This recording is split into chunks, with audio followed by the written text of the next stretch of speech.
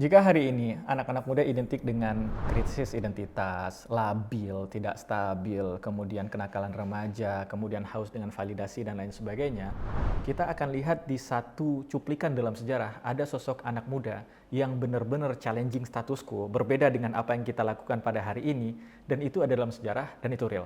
Ini anak-anak muda, ayo kita dengarkan satu kisah tentang Ibrahim alaihissalam ketika beliau masih muda. Apa kira-kira yang dicari anak muda hari ini? Anak muda mungkin nggak begitu butuh dengan uang, tapi yang mereka cari adalah pengakuan. Eksistensi mereka itu dianggap ada, diakui oleh masyarakat yang ada di sekitarnya. Dan semua kita, saya pikir itu bagian dari fitrah kita untuk mendapat pengakuan dari siapapun, dari orang lain, saudara, dan lain sebagainya.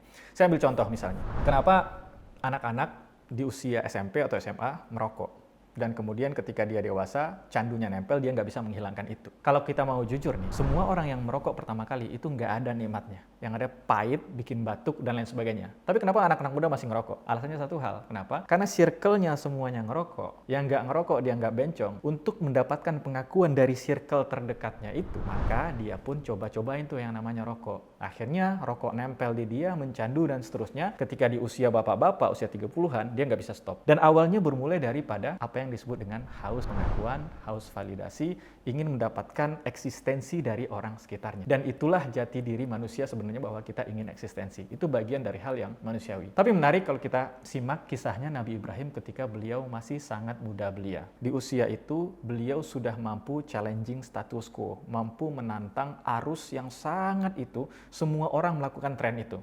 Trennya apa? Trennya adalah menyembah berhala. Jadi kalau di sejarah disebutkan bahwa yang tidak menyembah berhala hanya segelintir orang, termasuk salah satunya Nabi Ibrahim alaihissalam. Sisanya semua orang menyembah berhala. Dan ketika dia masuk ke circle paling kecilnya sekalipun, yaitu rumahnya sendiri, Ibrahim muda bertemu dengan bapaknya yang juga melakukan hal yang sama. Pertanyaannya, apa yang membuat Ibrahim muda berbeda dengan anak muda hari ini? Apakah Nabi Ibrahim tidak haus dengan validasi, pengakuan, dan lain sebagainya? Tetap. Seorang manusia itu pasti haus dengan pengakuan.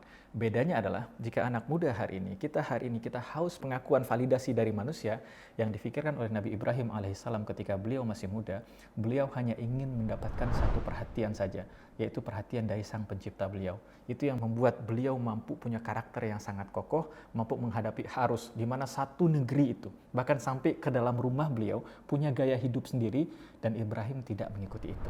Jika kita haus dengan pengakuan manusia, Nabi Ibrahim alaihissalam juga haus dengan pengakuan, tapi dia ingin pengakuan itu dari Allah Subhanahu wa Ta'ala. Itulah kenapa nama Nabi Ibrahim melegenda, sampai hari ini kita sebut namanya dan kita bersalawat kepada beliau. Dan berapa banyak orang-orang yang haus dengan perhatian manusia, namanya tidak lagi disebutkan oleh manusia pada hari ini. Butuh pengakuan itu manusiawi, yang perlu kita pastikan adalah kita berharap pada pengakuan siapa.